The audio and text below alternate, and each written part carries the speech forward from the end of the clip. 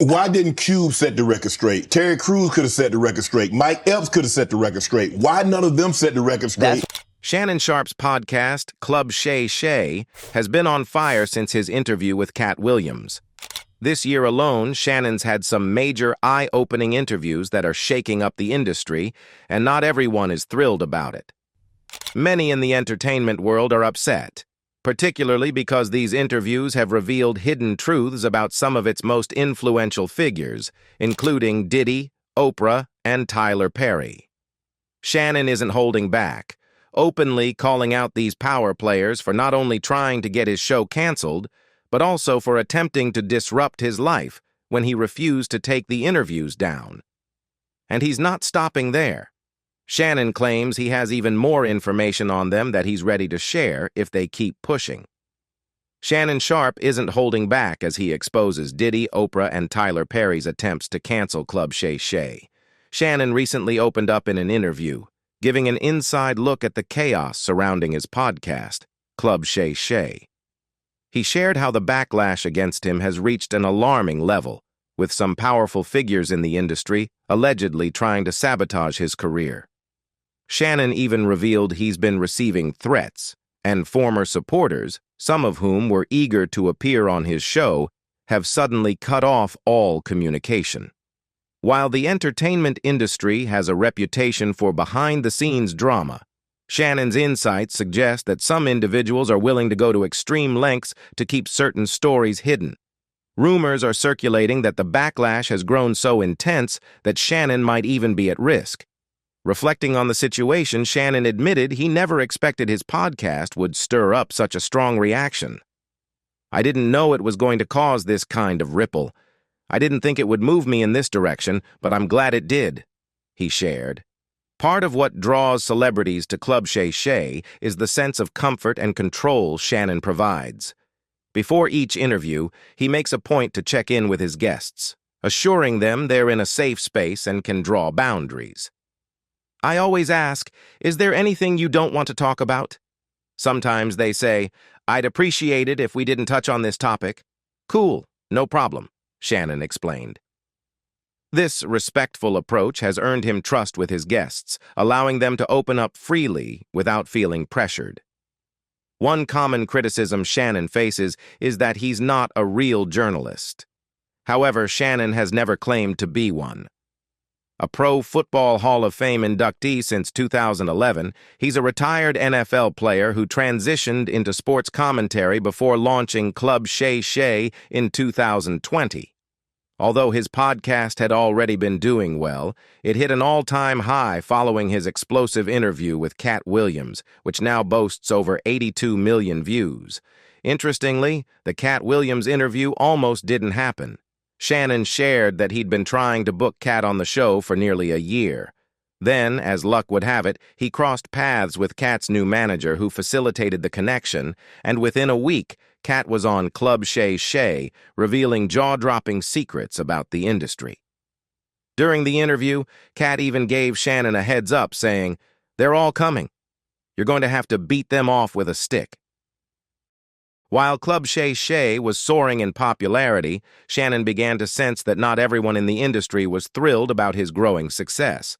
Rumors began circulating that certain celebrities were actively trying to prevent other stars from appearing on his podcast. Some even went so far as to label Shannon and Club Shay Shay as troublemakers, accusing him of stirring up too much drama in Hollywood. The catalyst for this backlash? His explosive interview with Katt Williams, which seemed to set off a chain reaction, causing tension among some of the most powerful figures in entertainment. Sources close to the situation suggest that influential figures, including Oprah and Diddy, may be actively discouraging others from joining Shannon on Club Shay Shay. The conflict with Oprah reportedly began after Shannon invited Mo'Nique onto the show. Mo'Nique, known for her outspoken nature, took the opportunity to publicly criticize Oprah, calling her a narcissistic manipulator. She also accused Oprah and Tyler Perry of sabotaging her career, alleging that they had blackballed her after she refused to participate in something that wasn't covered by her contract. The history between Monique and Oprah goes back years, with tensions boiling over during their collaboration on the film, Precious. Monique refused to participate in an unpaid, unscheduled press tour for the movie, a decision that reportedly infuriated Oprah.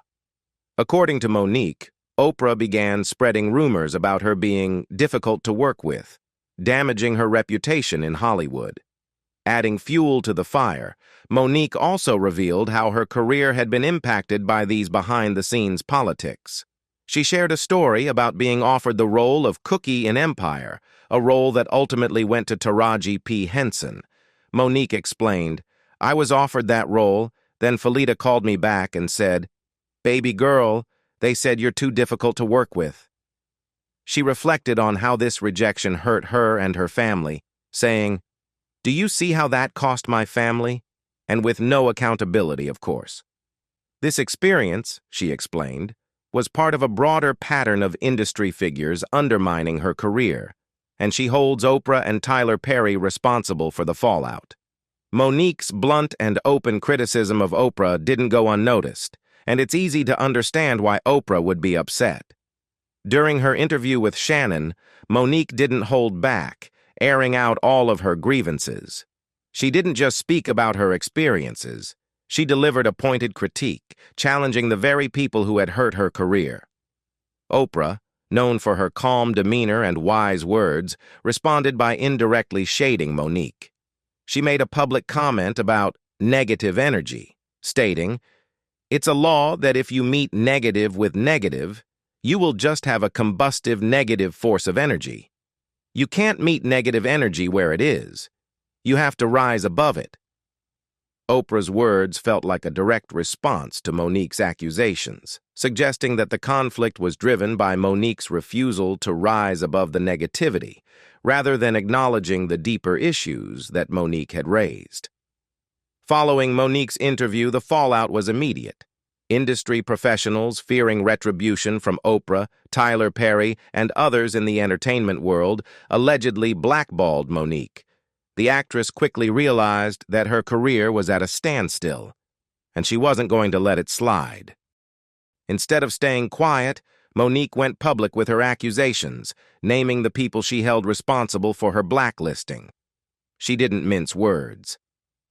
"I got labeled as difficult because I said one word, no. I said no to some very powerful people." To her, this wasn't just about a single disagreement. It was about a deeper, systemic issue where powerful figures could strip someone of their livelihood if they didn't comply. What Tyler Perry showed me, Lee Daniels, Oprah Winfrey, and Lionsgate is when you don't do what we ask you to do, we'll take your livelihood, Monique said. Another major sticking point for Monique was the financial side of her role in Precious. She shared with Shannon that she was paid just $50,000 for her iconic role in the film, which, after taxes and expenses, left her with a fraction of that amount. "Daylight robbery, plain and simple," she said, expressing her frustration over how little she was compensated for her work.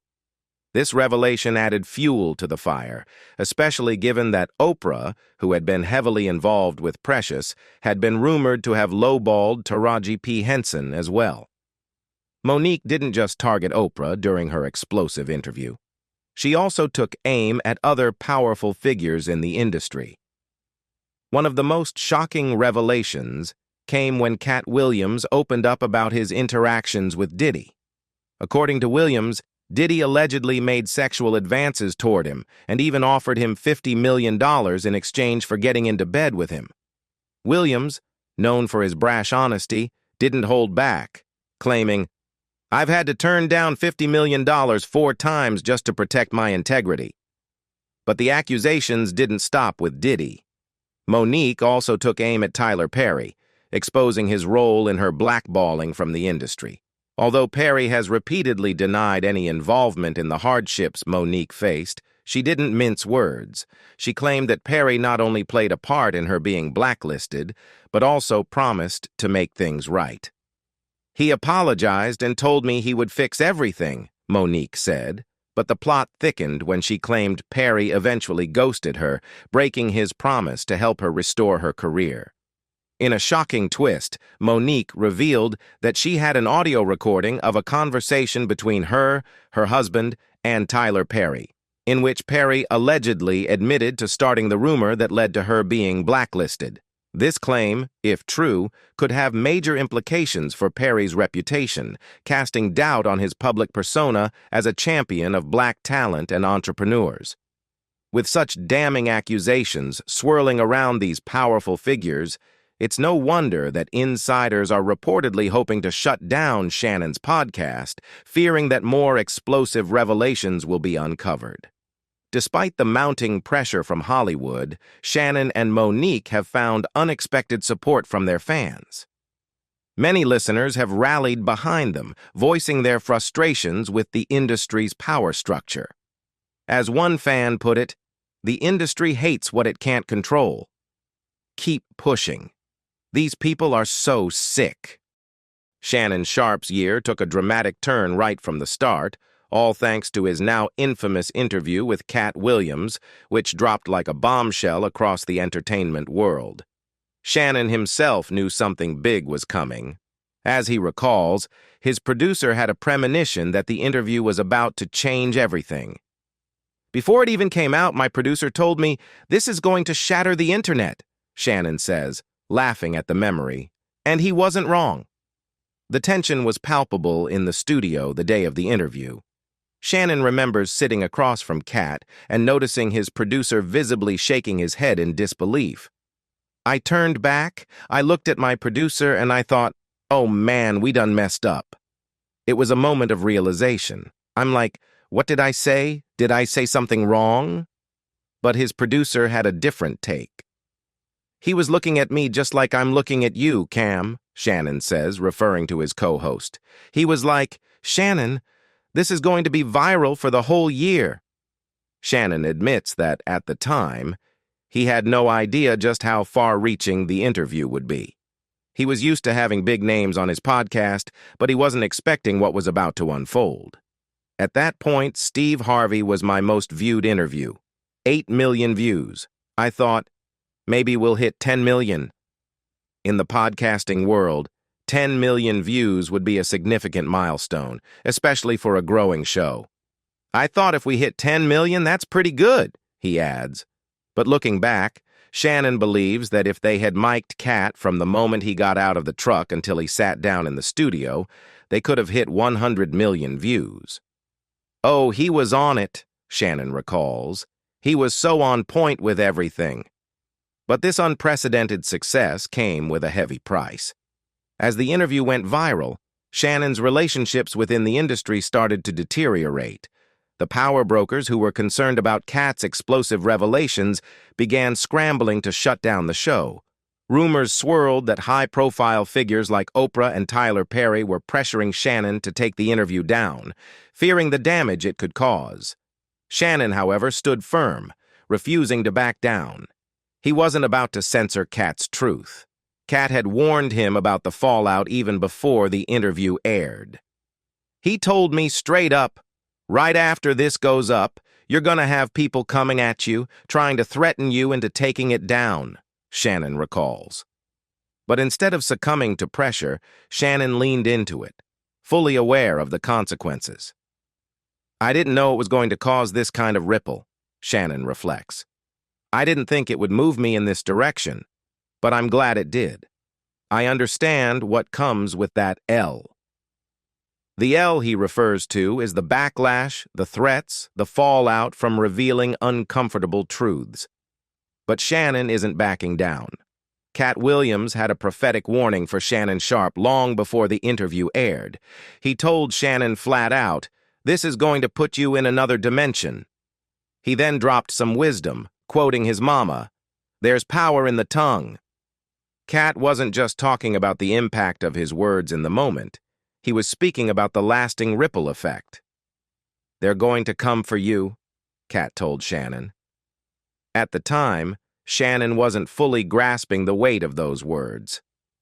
"I thought, come for me? For what? I didn't say anything, right?" he recalls. Katt's prediction played out quickly. Shannon remembers the initial excitement from people who were eager to sit down with him for interviews, only to have things change dramatically after the interview went viral. They were so excited, saying, "Thanks for reaching out, we can't wait to sit down," Shannon says. But then, a day later, nothing. No follow-up, no call. It was like they were avoiding me. Shannon was left with a deep understanding of what Katt had meant. The industry's reaction to the explosive interview was swift. Doors started closing. But the fallout wasn't just about Shannon. It was about the raw truths Katt had dropped during their conversation. If you remember, Katt didn't hold back. He called out some of the biggest names in the entertainment industry, including Tyler Perry, Oprah, Diddy, and Kevin Hart, all while drawing no lines or boundaries. Nobody was spared, Shannon remembers. He went in on everybody. One of the most scathing parts of Katt's tirade was his critique of Tyler Perry, and specifically Perry's repeated portrayal of women in drag. Katt said the reason behind it was more than just creative choice. It was part of a larger agenda to emasculate black men in Hollywood. "The industry wants black men to dress up as women," Katt stated flatly. "It's part of the plan to take away their masculinity." Katt even recounted his own experience with Hollywood's push to make black men play women. He vividly recalled his first encounter with the concept when Martin Lawrence tried to put him in a dress. "Martin tried to put me in my first dress," Katt said, laughing at the absurdity of it. "We get in that office and this fool pulls out Big Mama's house too." Katt's reaction was one of disbelief. "I almost died. Why do I need to wear a dress again?" he asked. "You already played an old lady as an FBI agent. Why can't we play anything else? Why does it always have to be a dress?" And then, Katt had something bold to say about Tyler Perry's own approach to his work. He wasn't shy about criticizing Perry for his decision to play female characters in his films, calling it out as a deeper issue of Hollywood's control over black men. "You don't want me, you want Brandon T. Jackson," Katt said, taking aim at Perry's casting choices. He felt that the pressure on black actors like Perry to play women in drag reflected a much larger issue within the industry. "They can't play a man to save their life," Katt declared. "They play good women, but they don't know how to play a man." Katt's criticism of Perry extended beyond acting, too. He accused Perry of not truly helping to elevate others in the industry. "He ain't put nobody on," Katt said bluntly. "The people in his productions, they're not famous. They could walk through the mall without security." Katt made a larger point about the need for industry leaders like Perry to use their influence to uplift others. He called out the lack of representation in Perry's work, particularly for gay actors, and challenged him to put some other gay people on. Katt Williams didn't hold back when it came to Kevin Hart, accusing him of being an industry plant who sold his soul for fame and fortune. Katt painted a picture of a man who seemed to have arrived in Hollywood with everything already in place. "Tiffany was only seen at the Laugh Factory for 15 years in Hollywood," Katt began, comparing the rise of Tiffany Haddish to that of Hart.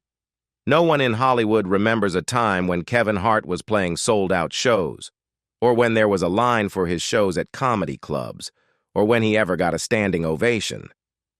To Katt, Hart's meteoric rise felt unnatural. "He already had his deals when he got here," Katt claimed, suggesting that Hart didn't have to claw his way up the same way other comedians did. Katt pointed out the glaring anomaly in Hart's career trajectory. "Have you ever heard of a comedian coming to LA and, in their first year, landing their own sitcom on network television and leading a movie like Soul Plane?" Katt asked, making it clear that this kind of success didn't happen by chance. "No, we've never heard of that person before or since," Katt said. The implication was clear. Kevin Hart wasn't a self-made success. He was set up from the start. "What do you think a plant is?" Katt challenged. Katt didn't stop there. He took issue with Kevin Hart's portrayal of his own backstory. "He just did his documentary with Chris Rock," Katt noted, referencing Hart's publicized project where he discusses his East Coast roots and how his comedy developed. but Katt wasn't convinced. Yeah, it was.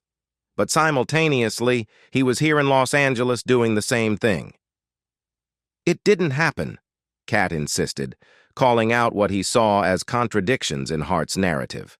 For Katt, it was about more than just the details of Hart's rise.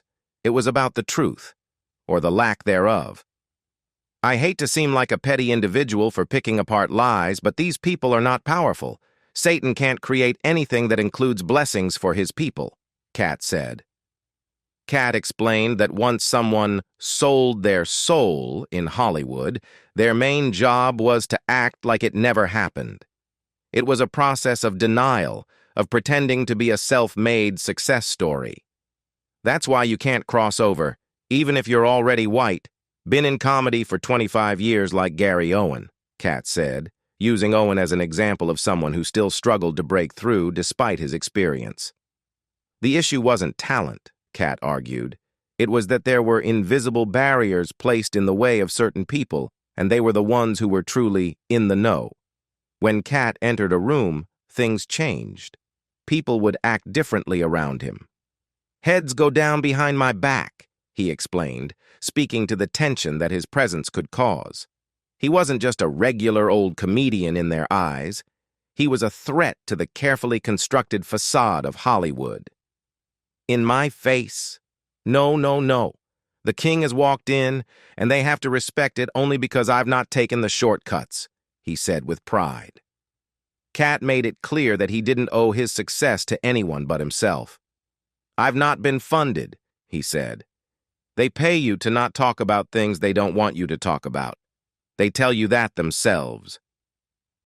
Katt's issues with Kevin Hart were not only personal, but professional. For a period, Katt claimed that every movie Kevin Hart starred in was a script that had been on Katt's desk first. For 5 years, every movie Kevin Hart did was a movie that had been on my desk, Katt said, revealing how much of Hollywood's success was about who got the opportunities. Katt had his own vision for the roles, but wanted to make some adjustments. All I had said was, "Can we take some of this step and fetch it out?" he recalled. He didn't mind making the role funny, but he didn't want it to rely on stereotypes. He didn't want the humor to be over-sexualized or unnecessarily homosexual, as he put it. When his changes were rejected, Katt stood firm on his standards. And then they go to give it to this other guy, Kevin Hart, and have him do it just like it was and act like I'm a bad person because I stand on my standard, Katt said. But despite the challenges and the system that tried to tear him down, Katt remained resolute. Yeah, it's interesting. I wouldn't change it for the world, he said. That's the issue. The celebrities who have a problem with this really don't want those stories to be told. It's unfortunate, but honestly, their actions only prove everything Katt talked about in the podcast. Do you think Shannon's got more to share and some dirt that's going to come to light? Drop your thoughts in the comments below and don't forget to check out the next video.